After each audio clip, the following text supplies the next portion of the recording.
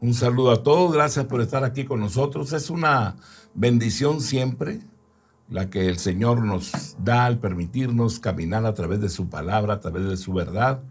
Y muchas gracias por acompañarnos. Es un privilegio siempre entrar a sus hogares.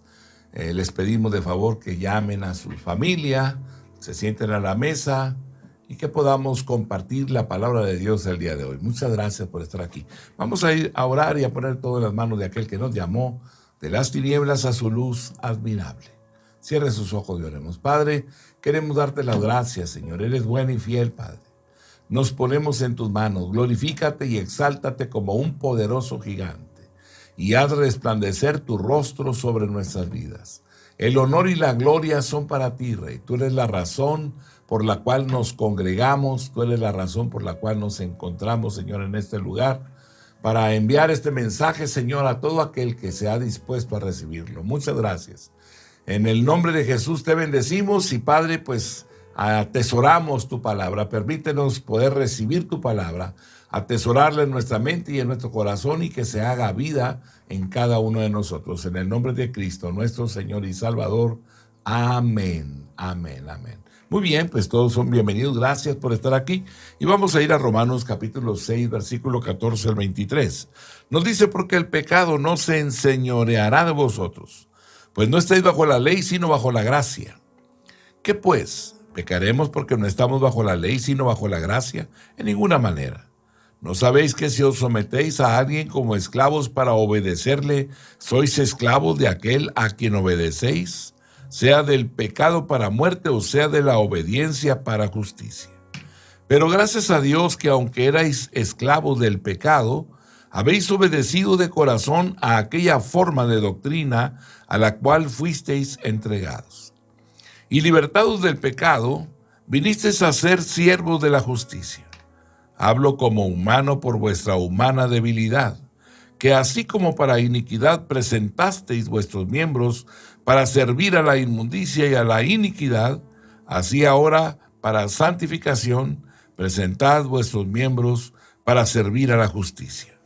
Porque cuando erais esclavos del pecado, erais libres acerca de la justicia. Pero ¿qué fruto teníais de aquellas cosas de las cuales ahora os avergonzáis? Porque el fin de ellas es muerte. Mas ahora que habéis sido libertados del pecado y hechos siervos de Dios, tenéis por vuestro fruto la santificación y como fin la vida eterna. Porque la paga del pecado es muerte, mas la dádiva de Dios es vida eterna en Cristo Jesús, Señor nuestro. Aleluya, gracias Dios. El pecado ya no domina al creyente.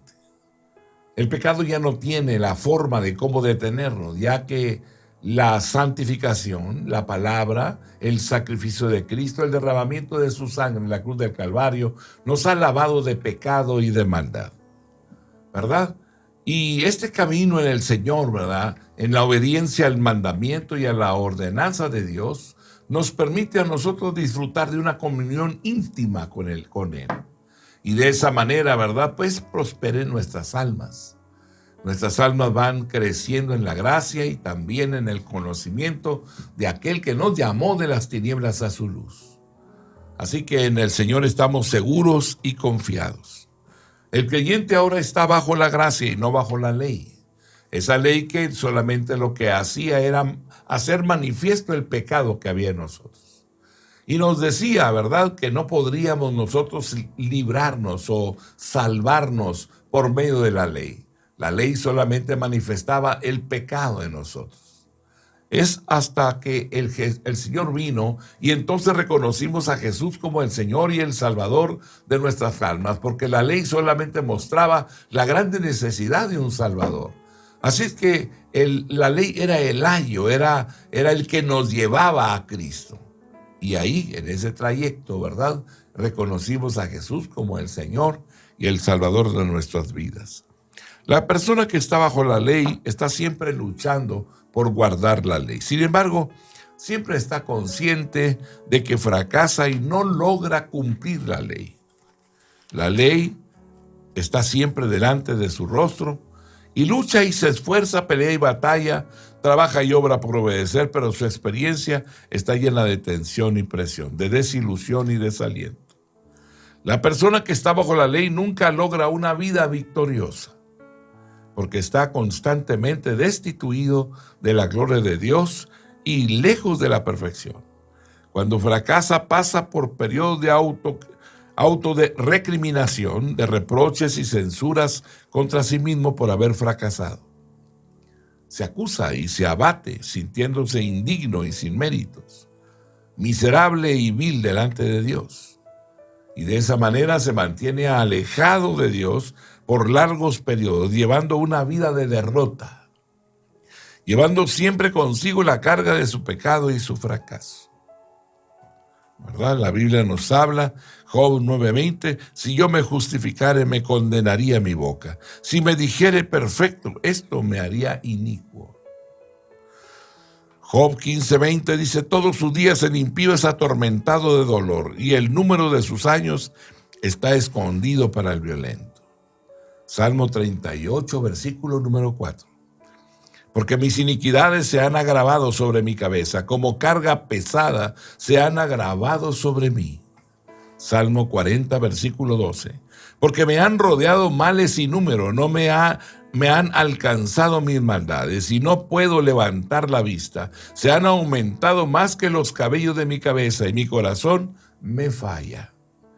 Salmo 51, versículo número 3. Porque yo reconozco mis rebeliones y mi pecado está siempre delante de mí. Salmo 107, versículo número 17. Fueron afligidos los insensatos a causa del camino de su rebelión y a causa de sus maldades. Proverbios 13:15. El buen entendimiento da gracia, mas el camino de los transgresores es duro.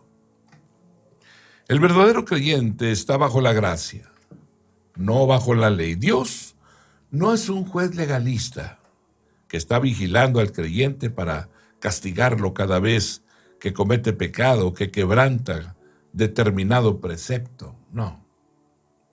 El creyente no está bajo el dominio aterrador, no está bajo la ley, sino bajo la gracia.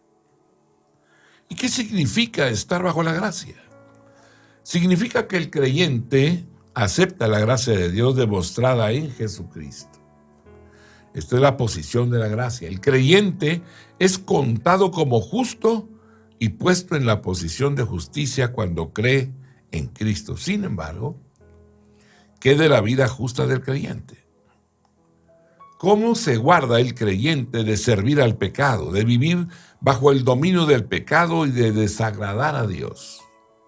¿Cómo puede vivir honestamente bajo la gracia de día en día? ¿Cómo puede vivir todo el tiempo bajo el favor de Dios? ¿Cómo puede andar agradando a Dios y recibiendo su aprobación y aceptación? El creyente debe tener en mente siempre la gloriosa verdad. Memorizar el mandamiento, la ordenanza, el principio, el fundamento, ¿verdad? Meditar en la Escritura día y noche, de tal manera que la palabra esté ahí grabada en nuestra mente y en nuestro corazón. Y el creyente entonces debe tener en mente siempre la gloriosa verdad, ¿verdad? La palabra de Dios, ¿verdad? Él está bajo la gracia de Dios. Dios es el Padre del creyente. Y el creyente ha llegado a ser un verdadero hijo de Dios. De esta manera, el hijo verdadero es favorecido y aceptado por su Padre. Lo que tenemos que hacer como hijos es permanecer en ese favor. Debe conservar el favor y la aprobación de nuestro Padre. Cuando pecamos, necesitamos ir a nuestro Padre con toda sinceridad, pedir perdón y arrepentirnos de nuestro pecado. Si mantenemos una relación abierta con nuestro Padre, nos acercamos a Él. Le pedimos perdón, arrepentidos de una forma genuina, y Él nos perdona. De esta manera, el pecado no tiene dominio sobre nosotros. Nada se interpone entre el hijo y su padre. Todo ha sido discutido y además también todo ha sido perdonado. La ofensa se acabó. Por lo tanto, el pecado no domina, tampoco gobierna al hijo. Dios es un Padre de gracia y amor. Se preocupa y soporta a los hijos que crecen. Cuando su hijo cae en pecado, Dios es paciente,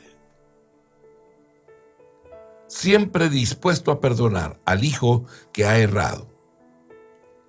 Si el hijo tan solo viene, pide perdón y se aparta del pecado, ¿verdad?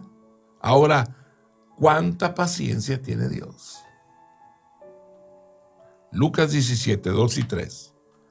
Mejor te fuera que se le atase al cuello una piedra de molino y se le arrojase al mar, que hacer tropezar a uno de estos pequeños.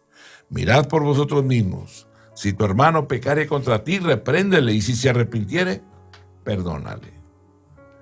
Efesios 1:7. En quien tenemos redención por su sangre, el perdón de pecados, según las riquezas de su gracia. Primera de Juan, capítulo 1, el versículo 9. Si confesamos nuestros pecados, Él es fiel y justo para perdonar nuestros pecados y limpiarnos de toda maldad. Salmo 136, versículo 1. Alabad a Jehová, porque Él es bueno para siempre, porque para siempre es su misericordia. Salmo 138, el versículo número 8. Jehová cumplirá su propósito en mí. Tu misericordia, oh Jehová, es para siempre. No desampares la obra de tus manos. A la luz de una relación tan maravillosa, es necesario que nos hagamos una pregunta. ¿Se permite que el Hijo de Dios, el creyente, persevere en el pecado? ¿Puede el creyente pecar y pecar esperando que Dios lo perdone y lo siga perdonando? La palabra misma exclama: de ninguna manera. Y enseguida las Escrituras argumentan que un verdadero hijo de Dios no debe de perseverar en el pecado. Un hijo de Dios no deja a Dios a un lado durante un par de noches para pecar. No racionaliza diciendo que puede seguir adelante y pecar porque Dios lo va a perdonar de todos modos. Porque, ¿por qué no hace una cosa así un verdadero hijo de Dios? ¿Por qué se mantiene alejado del pecado? Y lo hace porque su Padre, Dios, lo ama, y Él ama a su Padre. Y no quiere herir ni desagradar a su Padre. Y su Padre siente desagrado por el pecado. En consecuencia, un hijo de Dios lucha por no pecar, porque el pecado es contrario a la naturaleza de su Padre y hiere el corazón de su Padre más que cualquier otra cosa. Aleluya. Es por eso que hace todo lo posible para alejarse del pecado. Hebreos capítulo 6, verso 6. Y recayeron, sean otra vez renovados para arrepentimiento, crucificando de nuevo para sí mismos al Hijo de Dios y exponiéndole a vituperio. Si hemos sido salvos, caminamos en el Señor, ¿verdad? Y habiendo conocido y habiéndonos sentados a la mesa y disfrutado de los beneficios de la gracia, ¿verdad? No buscamos caer. Pero hay gente que ha recaído, se entrega de nuevo a pasiones vergonzosas. Y de esa manera sean otra vez renovados para arrepentimiento, crucificando de nuevo para sí mismos al Hijo de Dios y exponiéndole a vituperio. Confiesa tu pecado, arrepiéntete genuinamente. Los impulsos están ahí, pero como el árbol viejo ha sido cortado, se secará. Dura verde por un tiempo, pero al no alimentarlo se muere. Ya no alimentes tus pasiones desordenadas. Ya no le des lugar al mal pensamiento en tu mente ni en tu corazón. Ahora eres un hijo de Dios, redimido por la sangre del Cordero. Ahora manifiesta esta tu fe, creyéndole a Dios y permaneciendo en Él, obedeciendo las cosas espirituales, ¿verdad? Ser honesto, vivir con integridad, ¿verdad? No en pleitos, no en contiendas, no en enojos, no. Esas obras de la carne, deséchalas. Ahora levántate para vivir una vida plena en el Señor, en obediencia al mandamiento, a la ordenanza que Dios ha establecido. Si lo haces, entonces todo tu ser empezará a alumbrar. Será sal, la sal de la tierra, la luz del mundo. Deuteronomio 25:16 dice, porque abominación es a Jehová tu Dios cualquiera que hace esto y cualquiera que hace injusticia. Toda acción que no va de acuerdo al propósito del reino, al propósito o en la voluntad de Dios, ¿verdad? Pues debemos de apartarnos de esas cosas. Necesitamos entender la importancia de glorificar al que vive por siempre. Salmo 5:4, porque tú no eres un Dios que se complace en la maldad. El malo no habitará junto a ti. El malo no habitará junto a ti, ¿verdad? Y ahora que hemos caminado, somos hombres, ¿verdad? Con una naturaleza de pecado, la cual nos hacía permanecer alejados de Dios. Pero ahora la sangre de Jesucristo nos limpia de todo pecado y de toda maldad. Y ahora tú y yo, ¿verdad? Vamos a provocar, vamos a permitir, vamos a esforzarnos, porque nuestras mentes, nuestros corazones, nuestras almas, ¿verdad? Emitan la parte espiritual que Dios nos ha dado. Ahora somos espíritus vivificantes. Significa ahora actuamos, accionamos y llevamos a cabo la perfecta voluntad de aquel que nos llamó de las tinieblas a su luz. Ahora compartimos de lo que tenemos con el que no tiene. Ahora compartimos nuestro alimento, nuestra comida con aquellos que no lo tienen. Ahora nos esforzamos por sembrar buenas obras, por hacer buenas obras. Y de esa manera ahora, ¿verdad? Estamos expectantes de la venida de aquel que nos llamó de las tinieblas a su luz. ¿Por qué se volvió a Dios? Con el fin de apartarse del pecado. Por eso nos volvimos a Dios, ¿verdad? Para apartarnos del pecado, apartarnos de la venganza y de su destrucción. No se apartó de Dios con el fin de tener libertad para pecar, no, sino para ser libertado de la esclavitud y de los hábitos del pecado, para romper la esclavitud del pecado, sus convicciones. Romanos 6:21 dice, pero ¿qué fruto teníais de aquellas cosas de las cuales ahora os avergonzáis? Porque el fin de ellas es muerte. Romanos 6:23, porque la paga del pecado es muerte, mas la dádiva de Dios es vida eterna en Cristo Jesús, Señor nuestro. Como creyentes debemos aprender estas cosas. El pecado no dominará al verdadero creyente. Hay 3 razones para esto. Dios no es un juez legalista que vigila a su hijo para castigarlo cada vez que peca quebrantando un precepto. El hijo no está bajo un dominio tan aterrador como este. Dios es un Padre de gracia. Dios es un Padre de amor. Cuida y tiene paciencia con sus hijos que crecen. Cuando su hijo cae en pecado, Dios es paciente y quiere perdonar a su hijo que ha errado. Si el hijo tan solo viene, pide perdón y se arrepiente del pecado. Dios es un padre que enseña y disciplina, exhorta a su hijo que no caiga en la trampa esclavizadora del pecado.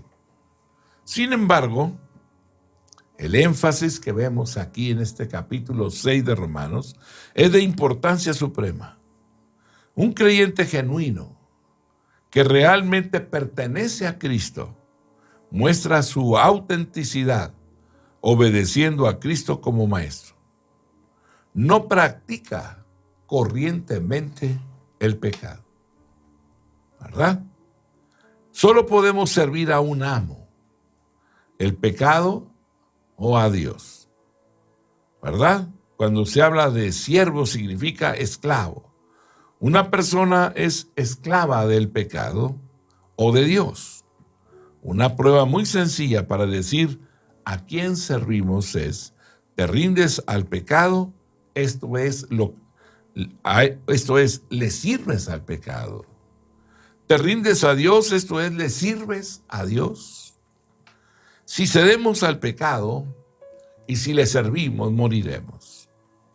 Si nos entregamos a Dios, seremos considerados justos y viviremos eternamente. Mateo 6:24.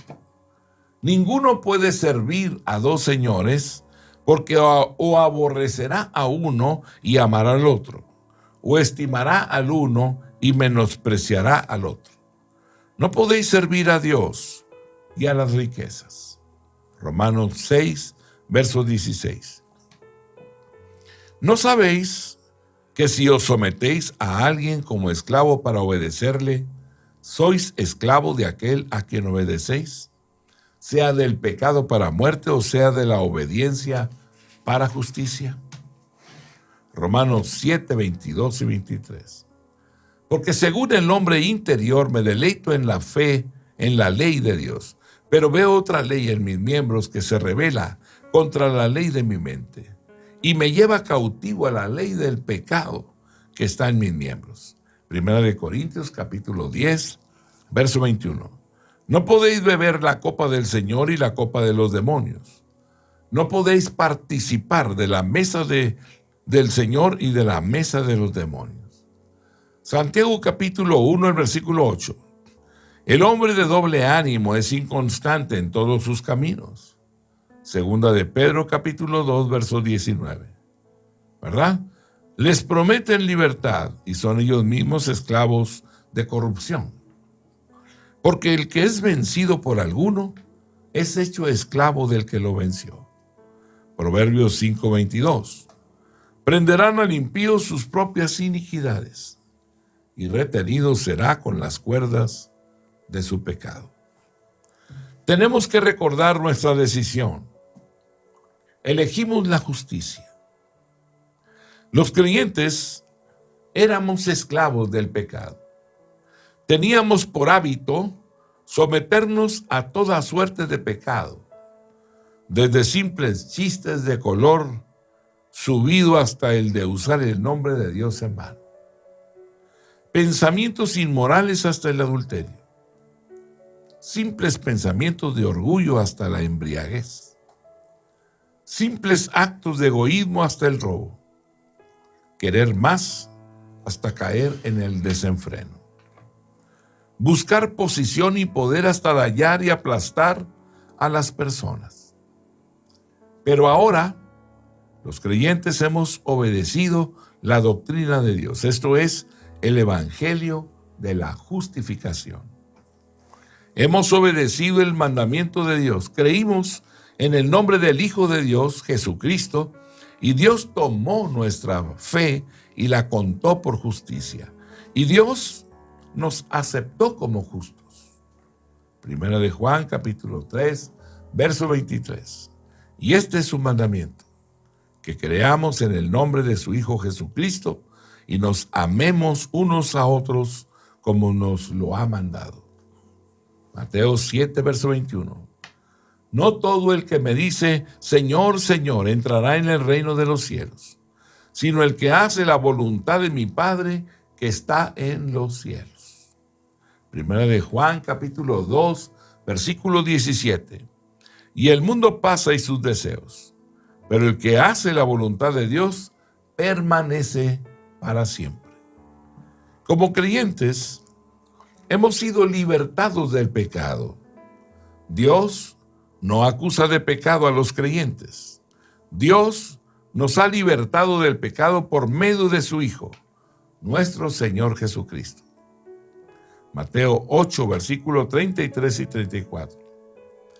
¿Quién acusará a los escogidos de Dios? Dios es el que justifica. ¿Quién es el que condenará? Cristo es el que murió, más aún el que también resucitó, el que además está a la diestra de Dios, el que también intercede por nosotros. Ahora podemos ver con claridad. El creyente se convierte en esclavo de la justicia. No hay forma de que pueda servir al pecado nuevamente. No. Si es que ha sido realmente justificado, si realmente ha conocido el amor de Dios revelado en el Señor Jesucristo, conociendo el amor de Dios, sirve a Dios en gratitud por lo que Dios ha hecho por él en Cristo. Y como siervo de Dios, vive justa y piadosamente en este presente mundo. El grado de entendimiento del amor de Dios que el creyente tiene al ser justificado es igual al grado de servicio a Dios y al nivel de vida justa que lleva. Segunda de Corintios capítulo 5, versículo 14 y 15. Porque el amor de Cristo nos constriñe, pensando esto, que si uno murió por todos, luego todos murieron, y por todos murió para que los que viven ya no vivan para sí, sino para aquel que murió y resucitó por ellos. Primera de Corintios capítulo 5, versos 17 al 21. De modo que si alguno está en Cristo, nueva criatura es. Las cosas viejas pasaron, y aquí todas son hechas nuevas. Verso 18. Y todo esto proviene de Dios, quien nos reconcilió consigo mismo por Cristo, y nos dio el ministerio de la reconciliación. Verso 19. Que Dios estaba en Cristo reconciliando consigo el mundo, no tomándoles en cuenta a los hombres sus pecados, y nos encargó a nosotros la palabra de la reconciliación. Versículo 20. Así que somos embajadores en nombre de Cristo, como si Dios rogase por medio de nosotros. Os rogamos en nombre de Cristo, reconciliaos con Dios. Al que no conoció pecado, por nosotros lo hizo pecado, para que nosotros fuésemos hechos justicia de Dios en él. Efesios capítulo 4, verso 24. Y vestidos del nuevo hombre, creado según Dios en la justicia y santidad de la verdad. Aleluya, gracias Dios. Tenemos que servir a Dios con el mismo fervor con que hemos servido al pecado. El pecado fomentaba más pecado. La palabra miembros significa parte del cuerpo de una persona. Los ojos, los oídos, la boca, la lengua, las manos, los pies, la mente o cualquier otra parte del cuerpo cubierta y vestida, los cuales se utilizaban para obrar pecado, y esto provocaba más y más pecado, el cual se desarrollaba, crecía y crecía, dándose cuenta el hombre que el pecado lo esclavizaba. Se convirtió en un hábito que no podía romper con facilidad. El pecado llevaba a más pecado. No importa que el pecado fuera el fumar, el egoísmo, las murmuraciones, la inmoralidad, el reconocimiento, las quejas, la codicia, la fama, la lujuria, el beber, la popularidad, las críticas, la glotonería, el poder, el maldecir. El creyente se da cuenta que el pecado produce más pecado y que no puede romper el poder del pecado, ni el poder de todo pecado. Entonces se vuelve a la única esperanza que tenía. Se vuelve a Dios mismo. Romanos 7:5. Porque mientras estábamos en la carne, las pasiones pecaminosas que eran por la ley obraban en nuestros miembros, llevando fruto para muerte. Efesios capítulo 4, verso 22. En cuanto a la pasada manera de vivir, despojaos del viejo hombre que está viciado conforme a los deseos engañosos. Primera de Pedro capítulo 4, el versículo número 3. Baste ya el tiempo pasado por haber hecho lo que agrada a los gentiles, andando en lascivias, en concupiscencias, en embriagueces, en orgías, en disipación y abominables idolatrías. Santiago capítulo 1, versículo 14 y 15. Cada uno es tentado cuando de su propia concupiscencia es atraído y seducido. Entonces la concupiscencia, después que ha concebido, da a luz el pecado, y el pecado, siendo consumado, da a luz la muerte. Ahora debemos de dejar que la justicia obre la santidad. Agiasmón significa santificación o santo. Como creyentes, nunca tuvimos la oportunidad de obrar la justicia antes de ser justificados. Es el momento de creer que somos considerados justos. Así que el mensaje es potente y claro. Cuando servíais al pecado, erais libres de la justicia. No nos acreditaban la justicia. No teníamos la oportunidad de vivir justamente ante Dios. Pero ahora hemos obedecido a Dios. Hemos creído. Ahora tenemos la oportunidad de vivir en justicia. Ahora comencemos a servir a la justicia, que este sea el hábito de nuestra vida. Romanos 13:14. Ni tampoco presentéis vuestros miembros al pecado como instrumentos de iniquidad, sino presentaos vosotros mismos a Dios como vivos de entre los muertos, y vuestros miembros a Dios como instrumentos de justicia. Gálatas 5, verso 16. Digo pues, andad en el Espíritu y no satisfagáis los deseos de la carne. Gálatas capítulo 5, verso 24. Pero los que son de Cristo han crucificado la carne con sus pasiones y deseos. Colosenses capítulo 3, versículo 2 al 5. Poned la mira en las cosas de arriba, no en las de la tierra, porque habéis muerto y vuestra vida está escondida con Cristo en Dios. Cuando Cristo vuestra vida se manifieste, entonces vosotros también seréis manifestados con Él en gloria. Haced morir pues lo terrenal en vosotros: fornicación, impureza, pasiones desordenadas, malos deseos y avaricia, que es idolatría.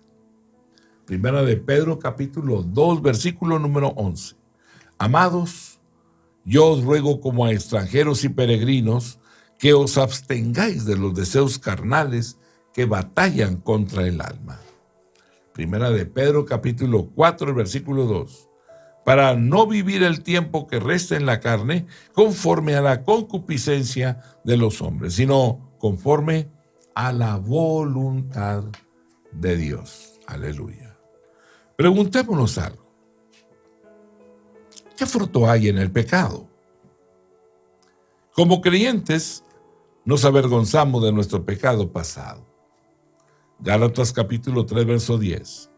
Y él respondió: oí tu voz en el huerto y tuve miedo, porque estaba desnudo y me escondí. Esdras capítulo 9, versículo 6.